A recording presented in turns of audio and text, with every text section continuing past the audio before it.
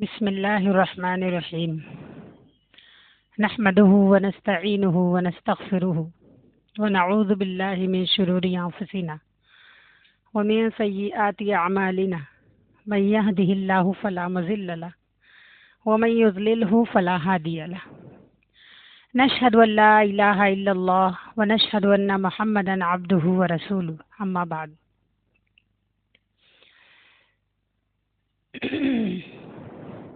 سورۃ الفاتحہ کی تفسیر ہم شروع کیے تھے. 2 آیت کی تفسیر ہوئی تھی. پہلی آیت تھی الحمدللہ رب العالمین. تمام تعریفیں اس اللہ تبارک تعالیٰ کے لیے ہے جو تمام جہانوں کا پروردگار ہے. الرحمن الرحیم جو بڑا مہربان نہایت رحم کرنے والا ہے. میں بتائی تھی اللہ تبارک تعالیٰ کی رحمانیت کی کوئی انتہا نہیں ہے. اللہ تعالیٰ نے ہمیں دنیا میں پیدا کیا ہے تو ہم سب پر بے حد مہربان ہے. وہ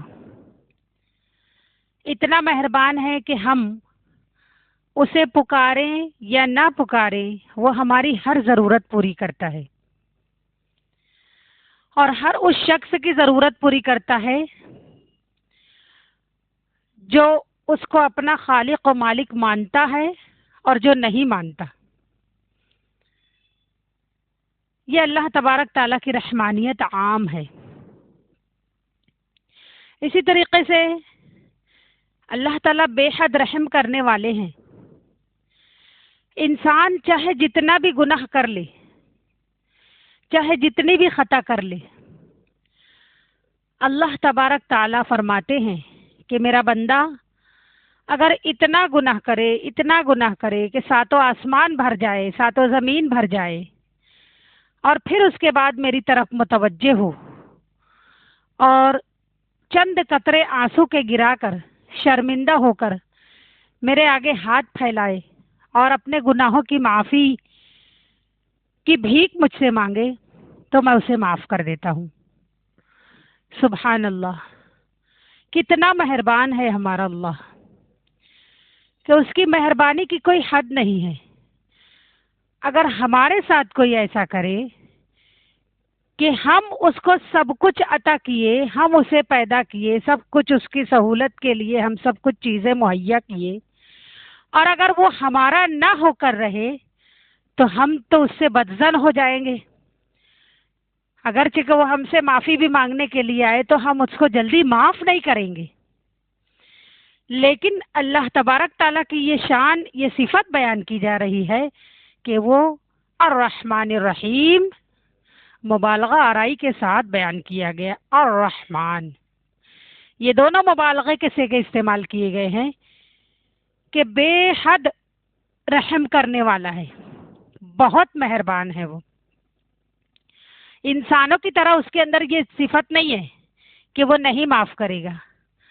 اس کی صفت مبالغہ آرائی کے ساتھ بیان کی گئی ہے کہ اگر انسان پوری زندگی گناہ کرتا رہے اور آخر عمر میں اگر اللہ تعالیٰ کے سامنے شرمندہ ہو کر توبہ کر لے تو اللہ تعالیٰ اس کی توبہ قبول فرما لیتے ہیں. ہمارا اللہ اتنا مہربان ہے تو کیوں نہ ہم روزانہ اپنے مہربان اللہ کے سامنے گر گڑائیں، گریہ وزاری کریں اور اپنے اللہ کی رضا کو تلاش کریں، اپنے اللہ کو منانے کی کوشش کریں، اور ہر روز اسی شکرانے میں ہمیں اللہ تبارک تعالیٰ کے لیے 2 رکعت شکرانہ ادا کرنا چاہیے کہ اللہ بن مانگے تو اتنی اچھی زندگی ہم کو عطا فرمائی، بن مانگے تو اتنے اچھے ماں باپ دیے، بن مانگے تو صاحب اولاد ہمیں بنا دیا، بن مانگے تو ہمارے اعضاء کو صحیح سلامت رکھا. اے اللہ، ہم تیرے اس شکرانے میں نماز ادا کرتے ہیں، تیری یہ ساری نعمتوں کا ہم شکر اس طرح ادا کرتے ہیں کہ 2 رکعت صرف اللہ کے لیے شکرانہ ادا کر لیا کریں. تو اللہ تبارک تعالیٰ بے حد مہربان اور نہایت رحم کرنے والے ہیں. دراصل ایک کتاب میں پڑھی تھی کہ اللہ تبارک تعالیٰ بندہ اتنا گناہ گار ہوتا ہے اس کے باوجود بھی معاف کر دیتا ہے. تو ایسی کیا خاص بات ہے کہ اللہ معاف کر دیتا ہے؟ دراصل اس میں بتایا یہ گیا ہے کہ اللہ تبارک تعالیٰ کے اوپر بھی کوئی نہیں ہے، نیچے بھی کوئی نہیں ہے بولنے والا۔ اللہ تعالیٰ کو کوئی بولنے والا نہیں ہے کہ تو اس کو کیوں معاف کیا، وہ اتنا بڑا مجرم تھا، وہ اتنا بڑا ظالم تھا، وہ اتنا بڑا گناہگار تھا، تو کیوں معاف کیا اللہ؟ کوئی نہیں اللہ تعالیٰ کو بولنے والا۔ اللہ تبارک تعالیٰ اپنی ذات اور صفات میں یکتا ہے۔ اللہ تعالیٰ کو کوئی پوچھنے والا نہیں ہے، کوئی بولنے والا نہیں ہے، اسی لیے اللہ تبارک تعالیٰ اپنی مخلوق کو جب بھی وہ متوجہ ہوتی ہے سچے دل کے ساتھ تو اللہ اس کو معاف کر دیتے ہیں۔ تو سوچنے اور غور کرنے کی بات ہے کہ ہمارا اللہ کتنا پیارا ہے، کتنا مہربان ہے۔ ہم تو کبھی مانگے بھی نہیں تھے کہ اللہ تو ہم کو مسلمان پیدا کرنا، مسلمان گھرانہ دینا، ہمیں دیندار بنانا، ہمیں نمازی بنانا، ہمیں صاحب اولاد بنانا، لیکن اللہ کا کرم ہے یہ کہ اللہ تعالیٰ ہر نعمت سے ہم کو نوازے ہیں۔ ہم جتنا بھی اللہ کا شکر ادا کرے کم ہے، اور صرف ہمیں ہی نہیں نوازتا ہے، سب کو نوازتا ہے۔ وہ جو اس کا ہو کر رہتا ہے اسے بھی نوازتا ہے، جو اس کا نہیں ہو کر رہتا اسے بھی نوازتا ہے۔ یہی اللہ تبارک تعالیٰ کی صفت اس میں بیان کی گئی ہے، الرحمن الرحیم، بے حد مہربان، نہایت رحم کرنے والا ہے وہ۔ آگے کہا گیا مالکی یوم الدین، وہ روز جزا کے دن کا مالک ہے۔ روز جزا کہتے ہیں بدلے کا دن، اس سے مراد قیامت کا دن ہے۔ اس روز خیر و شر، برائی اور بھلائی کے بدلوں کا فیصلہ ہوگا۔ ہر شخص اپنے اپنے عمل کا نتیجہ پائے گا۔ اللہ پاک کے رحم و کرم کے سوا کوئی راستہ جان چھوٹنے کا نہیں ہوگا۔ اگر کوئی سفارش کرنا چاہے تو بغیر اللہ تعالیٰ کی اجازت کے سفارش بھی نہیں کر سکے گا۔ اس روز کسی کی مجازی حکومت اور حاکمیت بھی نہیں ہوگی کہ چلو اللہ تعالیٰ کو اتنا اتنا دے دو، سونا دے دو، چاندی دے دو، قیمت دے دو، اور کہیں گے کہ اللہ اس کو چھوڑ دے، وہ میرا بھائی ہے، وہ میری بہن ہے، وہ میری ماں ہے، وہ میرا باپ ہے، اللہ اس کو چھوڑ دے، اس کو جہنم میں مت ڈال۔ ایسا کچھ بھی نہیں چلے گا۔ اس روز کسی کی طرف سے کوئی فدیہ قبول نہیں کیا جائے گا، کوئی بدلہ نہیں قبول کیا جائے گا، کسی کی سفارش قبول نہیں کی جائے گی۔ اس روز جو دن ہوگا وہ صرف اللہ تبارک تعالیٰ کے فضل والا دن ہوگا۔ اللہ جس پر اپنا فضل فرما دیں گے اس کا بیڑا پار ہو جائے گا، اور جس پر اللہ کا فضل نہیں ہوگا اس کے لیے تو بڑی دقت اور مشکل کا مقام ہوگا۔ ہمیشہ دعا مانگا کرو کہ اللہ اپنا فضل ہم پر فرما، دنیا میں بھی اور آخرت میں بھی۔ اللہ دین و دنیا دونوں جہاں کے ہمارے تمام مسائل کو آسان فرما دے، تمام مشکلات کو ہماری آسان کر دے، ہماری دنیا بھی آسان کر دے اللہ، دنیا کے بعد کی جو زندگی ہے وہ بھی آسان کر دے، اور تو ہر موڑ پر اپنا فضل، اپنا رحم، اپنا کرم ہم پر نازل فرما، کیونکہ جب تک اللہ تعالیٰ کا کرم نہیں ہوگا، اللہ کا فضل نہیں ہوگا، اللہ تعالیٰ کی نظر رحمت نہیں ہم پر پڑے گی، تب تک ہم اپنی جگہ سے آگے نہیں بڑھ سکیں گے۔ محشر کا میدان جو ہوگا وہ دن ایسا دن ہوگا کہ نہ باپ بیٹے کا ہوگا، نہ بیٹا باپ کا، نہ ماں بیٹی کی ہوگی، نہ بیٹی ماں کی، نہ شوہر بیوی کا ہوگا، نہ بیوی شوہر کی، حتیٰ کہ قرآن پاک کہتا ہے کہ دودھ پلانے والی ماں بھی اپنے بچے کو بھول جائے گی، تو اس وقت سب کا کیا حال ہوگا۔ 30ویں پارے میں آتا ہے کل امرئ منہم یومئذ شأن یغنیہ، قیامت کے بارے میں بتایا گیا، کل امرئ منہم یومئذ شأن یغنیہ، اس دن ہر کسی کا عجیب حال ہو جائے گا۔ کیسے عجیب حال ہوگا اس کو ان الفاظ میں بیان کیا گیا ہے، یوم یفر المرء من اخیہ و امہ و ابیہ و صاحبتہ و بنیہ لکل امرئ منہم یومئذ شأن یغنیہ۔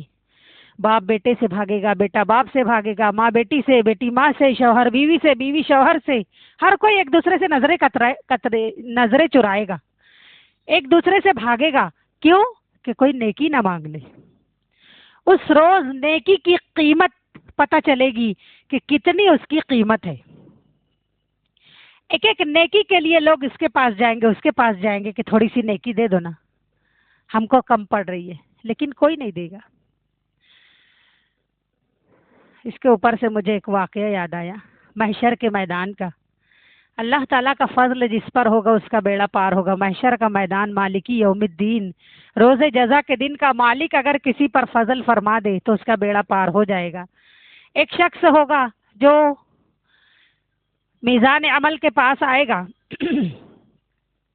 اپنا اعمال تولوانے کے لیے، تو اس کے پاس نیکی کم پڑ جائے گی، ایک نیکی کم پڑے گی۔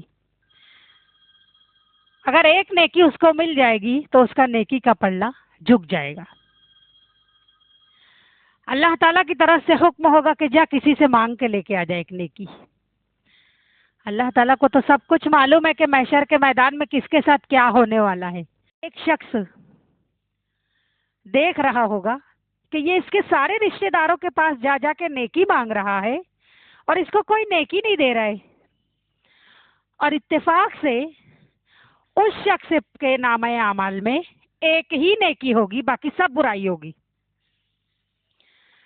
ایک ہی نیکی ہوگی، باقی سب برائی ہوگی۔ تو وہ دل میں سوچے گا میرا کیا بنے گا، ایک نیکی ہے باقی سب برائی ہے، تو کیوں نہ میں اس کو ایک نیکی کی ضرورت ہے تو یہ ایک نیکی اس کو دے دوں تاکہ اس بیچارے کا تو بیڑا پار ہو جائے۔ کوئی اس کے اپنے اس کو دے نہیں رہے، اور میرا تو کچھ بننے والا نہیں ہے ایک نیکی سے، کیونکہ میرا پلڑا تو برائی کا ہی جھکے گا، نیکی کا جھکے گا نہیں۔ اس طرح وہ شخص اس کو نیکی دے، اس کو بلائے گا، بولے گا ادھر آ، تو وہ دیکھے گا تو وہ تو گناہ گاروں کی صف میں کھڑا ہوگا، تو اس کی طرف سے متوجہ نہیں ہوگا، ہٹا لے گا نظر، تو پھر وہ اس کو آواز دے کے بلائے گا کہ ادھر آ۔ اس کے پاس جائے گا، بولے گا کیا ہے؟ وہ کہے گا تو کیا کر رہا ہے، ان لوگوں سے کیا مانگ رہے؟ تو بول رہا ہے کہ میرے عمل میں صرف ایک نیکی کم پڑ رہی ہے، وہ میں مانگ رہا ہوں لیکن کوئی دے نہیں رہے، اور اللہ تعالیٰ نے فرمایا ہے کہ ایک نیکی کسی سے مانگ کے لے آ، تیرا بیڑا پار ہو جائے گا۔ تو وہ شخص کہے گا کہ میرے پاس ایک ہی نیکی ہے، باقی سب گناہ ہے، ایسا کر یہ ایک نیکی تو لے لے، تیرا تو کام بن جائے، میں تو ایسے بھی جہنم میں جانے والا ہوں، ویسے بھی جانے والا ہوں، اس لیے تیرا تو بن جائے، تو پار ہو جا۔ وہ ایک نیکی اس کو دے دے گا۔ اب یہ ایک نیکی جب لے کر آئے گا اور اللہ تعالیٰ کے سامنے پیش کرے گا، فرشتوں کو دے گا کہ دیکھو مجھے ایک نیکی مل گئی ہے، میزان میں ڈالو نیکی کے پلڑے میں۔ تو اللہ تبارک تعالیٰ فرمائیں گے آج کا دن تو بدلے کا دن ہے، مالکی یوم الدین، روز جزا کا دن ہے آج کون ایسا سخی ہے جو تجھ کو نیکی دے دیا؟ تو وہ شخص کہے گا کہ یا اللہ وہ فلاں شخص جو کھڑا ہے نا وہ دیا ہے۔ اللہ تعالیٰ فرمائیں گے جاؤ اس کو بلا کر لاؤ۔ وہ شخص بھی آئے گا، ڈرتا ہوا آئے گا کہ کہیں مجھ کو گرفت نہ ہو جائے کہ میں اس کو نیکی دے دیا، آج کے دن تو کوئی کسی کو نیکی نہیں دے رہا ہے اور میں دے دیا تو کہیں اور ڈبل مواخذہ نہ ہو میرا۔ وہ ڈرتے ڈرتے آئے گا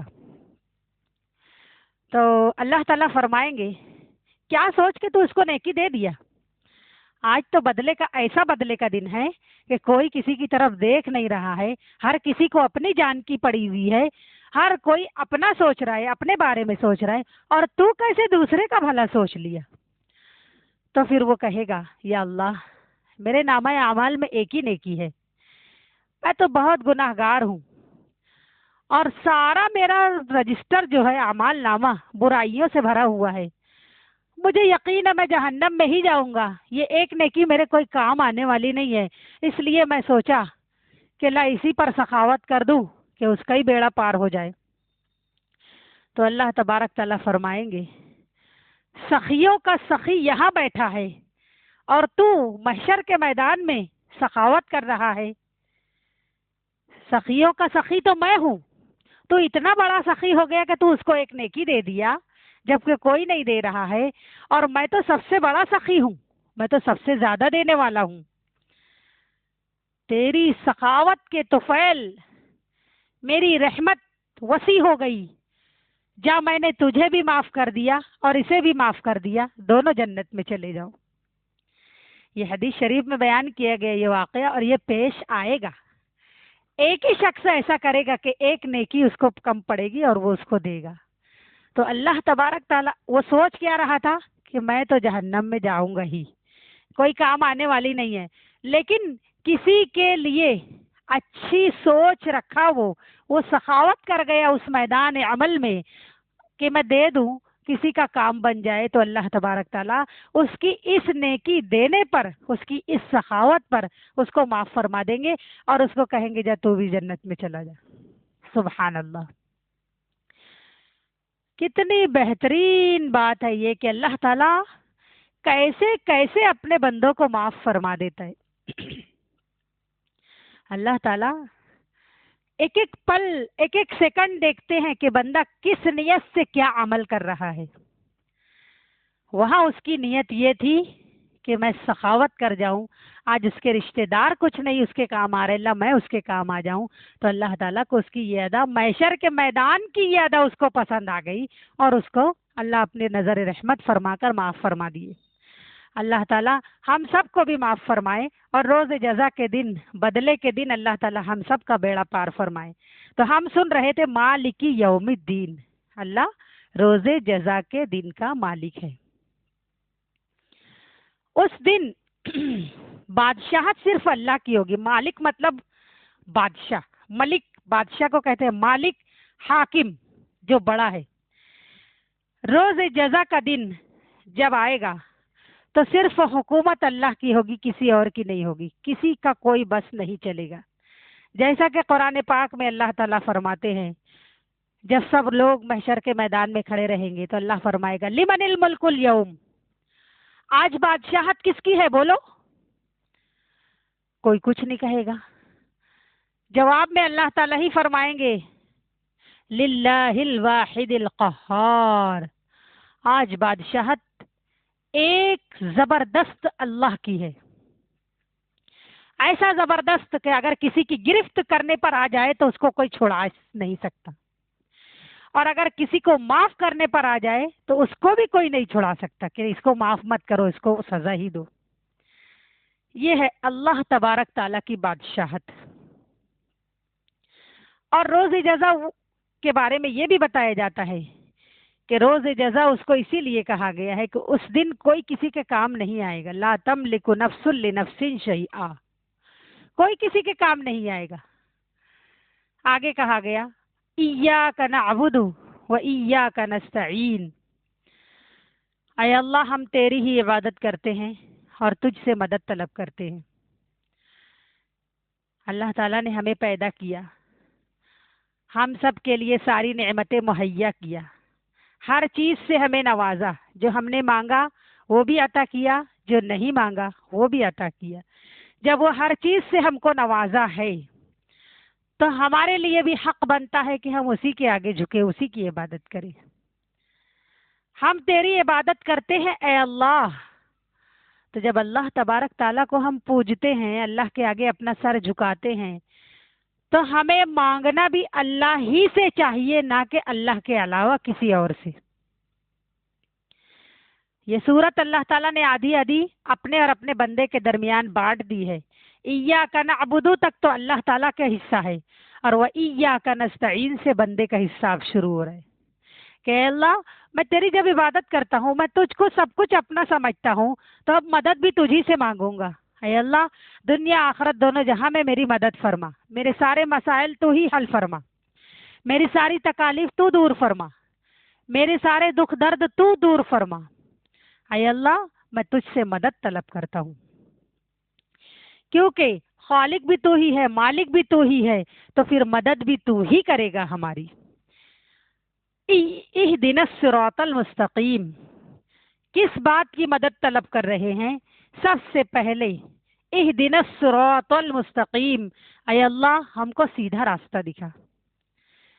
صراط مستقیم سیدھے راستے کو کہا گیا۔ صراط مستقیم کی دعا راہ حق دکھانا اور مطلوب حق تک پہنچنا ہے۔ یہ سب کچھ ہدایت کے مفہوم میں آ گیا۔ مدد مانگنے کے بارے میں جہاں اور باتیں بتائی گئی ہیں، وہاں ہدایت کی طلب بھی ہے، اور در حقیقت ہدایت ہی مخلوق کے لیے سب سے بڑی نعمت ہے۔ اگر سب کچھ موجود ہو اور بندہ ہدایت پر نہ ہو، عقیدہ اور عمل سے گمراہ ہو، تو دنیاوی چیزوں سے تھوڑا بہت فائدہ اٹھا کر دوزخ کے عذاب میں مبتلا تو ہونا پڑے گا ہی۔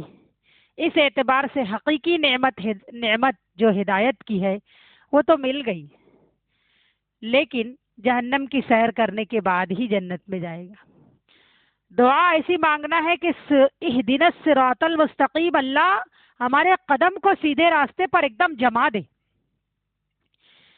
ہمارے عقیدے سے بھی، ہمارے رہن سہن سے بھی، ہمارے طور طریقے سے بھی، اللہ تو ہمیں سیدھے راستے پر جما دے، اتنا مضبوط جما دے کہ شیطان ہم پر حاوی نہ ہو، کہیں سے بھی ہمارے ایمان کو کمزور نہ کرے، ایسا مضبوط ہمیں سیدھے راستے پر جما دے اللہ۔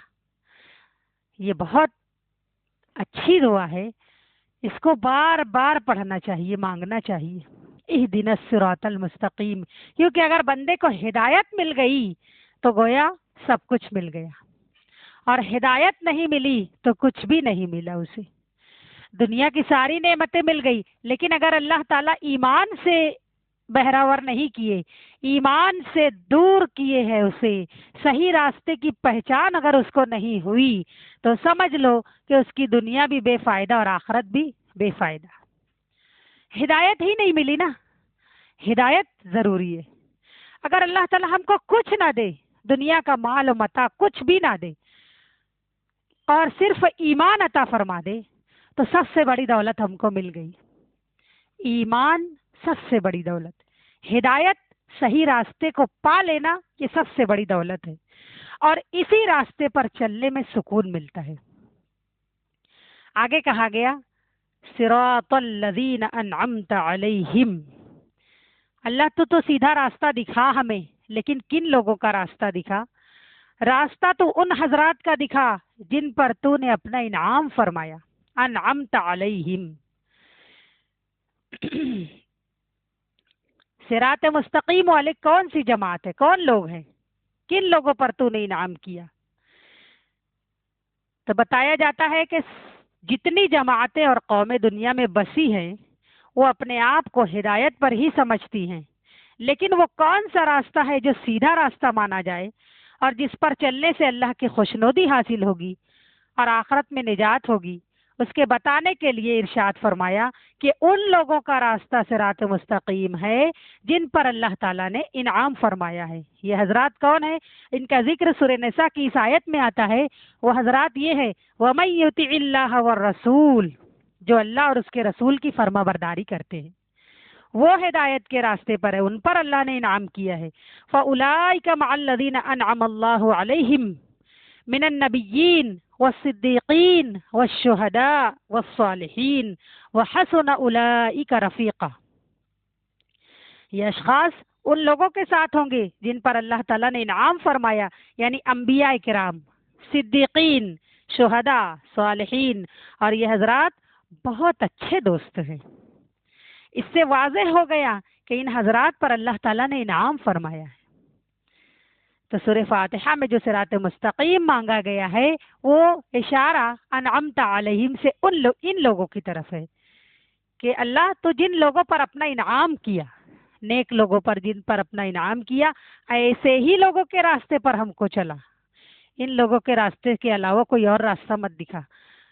آخری آیت غیر المغضوب علیہم ولا الضالین، ضالین میں مد لازم ہے، اس کو کھینچنا ہے، 4 سے 5 الف کی مقدار، ولا الضالین، उन लोगों का रास्ता मत दिखा जिन पर तूने गुस्सा किया, जिन पर तेरा गैज़ और गजब नाजिल हुआ, जो गुमराह हो गए, इन लोगों का रास्ता मत दिखा। गुमराहों के रास्ते से हमारी हिफाजत फरमा। तो गुमराह कौन लोग हैं? जिन लोगों पर इनाम किया गया वो तो बता दिए कि वो अंबिया इकराम, शुहदा इकराम, सिद्दीकीन हैं। लेकिन जिन पर अल्लाह का गुस्सा नाजिल हुआ वो यहूद और नसारा हैं।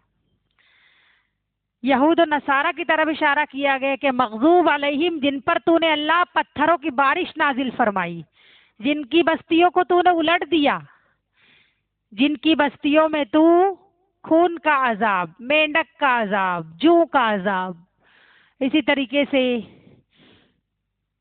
अल्लाह ताला ने उन लोगों के साथ ऐसे ऐसे अजाबात भेजे कि किसी का मुंह बंदर का बना दिया, किसी का खिंजीर का बना दिया। ना जाने कैसे कैसे अजाब अल्लाह ताला ने उनकी कौमों पर नाजिल फरमाए, यहूद और नसारा में। तो इशारा मग़ज़ूबी अलैहिम वलज़्ज़ालीन से ये भटके हुए लोग ये हैं, जिन पर गुस्सा नाजिल हुआ वो ये हैं कि अल्लाह, जिन पर तेरा इताब नाजिल हुआ, जिनके मुंह बंदर खिंजीर बना दिए गए, जिनके ऊपर आग की बारिश हुई, जिनको हवा के जरिए तहस नहस कर दिया गया और जिनकी बस्तियों को उलट दिया गया, ऐ अल्लाह, ऐसे लोगों का रास्ता हमको मत दिखा।